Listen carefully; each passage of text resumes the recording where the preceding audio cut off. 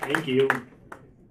So it's hard to know, this is a story of the campaign in 20 slides, and it's hard to know exactly when a political campaign starts. So for me, it started at this table. This is the conference room at Common Cause where the Democratic candidates negotiated a people's pledge. They decided to keep outside anonymous money out of, to the best they could, out of the campaign. And silly me, I thought it would help this guy more than it did.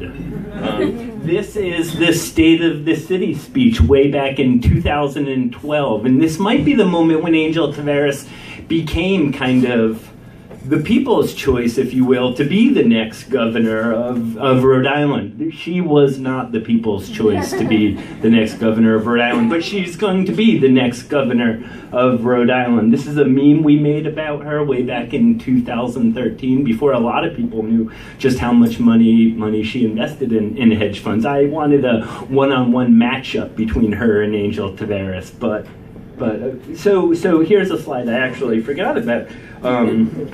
Didn't even make a note on it, actually, so much for these. So I wanted a one-on-one matchup between these two guys.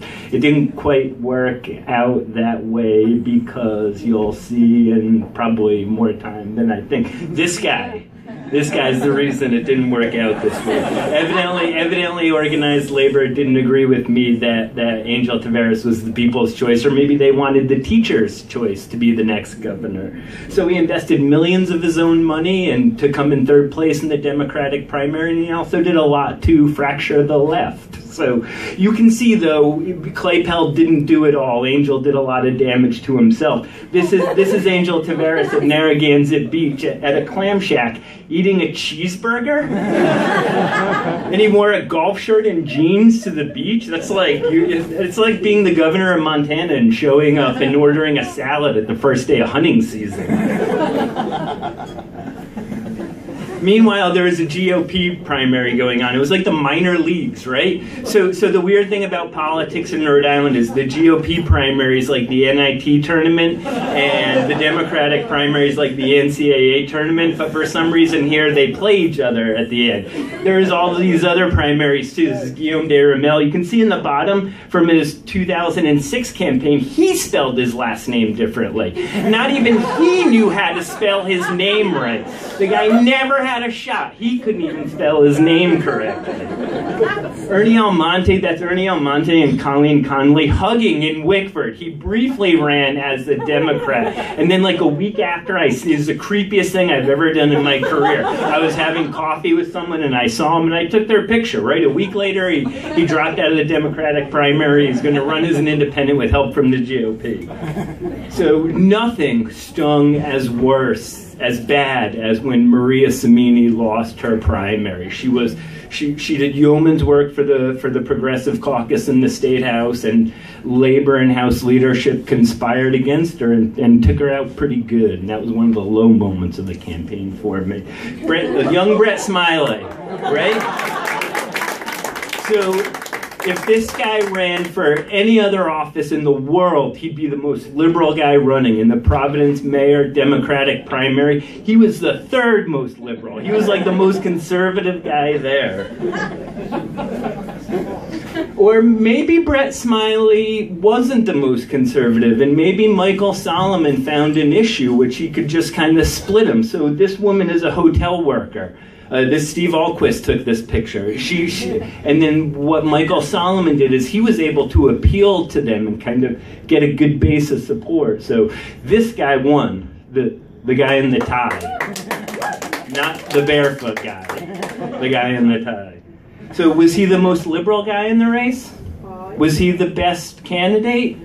None of that stuff even mattered, though. He was the guy with the best chance of beating that guy. He had the best chance of beating that guy. So Buddy Cianci was, you all know this, he was the biggest story of the campaign, right? He dominated the campaign coverage. A lot of people covered him like he was this lovable scamp that liked to break the rules now and again, right? So I'm going to wait for my... We tried to tell a different story about Buddy Cianci. So a very brave young woman named Emma Sloane told the story about his, thank you whoever did that, his alleged rape, and it was really, really powerful because she's a rape victim herself. It was one of the just most awesomest projects I've ever been a part of in journalism. I thought it was great. But so kind of all-encompassing was the Buddy Cianci narrative that none of the down-ballot candidates got any political oxygen at all. This guy had such a great campaign and such a great message, but no one would listen to a word he said because everyone was so focused on Buddy Cianci, right?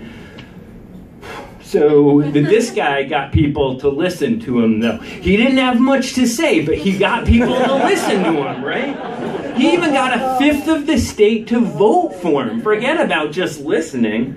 Nah, I didn't vote for him. I love Bob Healy, but I love him like you love ice cream. Like, it's not your main course. It's not what you want for dinner, right? It's dessert, right? He's not governor. And in the end, I think a lot of the best candidates won. This is Nelly Gorbea. She's a woman. She's from Puerto Rico. She ran against transparency and lobbying and eliminating voter ID, and she wasn't the most progressive person in her primary. I think that's amazing. So if you look, the woman to the left of Governor Chafee won, and the man to his right ended up losing. And I think that makes a lot of sense in Rhode Island, right? We went to the left. This time, for whatever reason, we just wanted a more liberal governor than we've had in the last couple of times. So, in the end, after all that and much, much more, meet the new bosses, Jorge Elorza and Gina Raimondo. Will they be like the old bosses? Time will tell.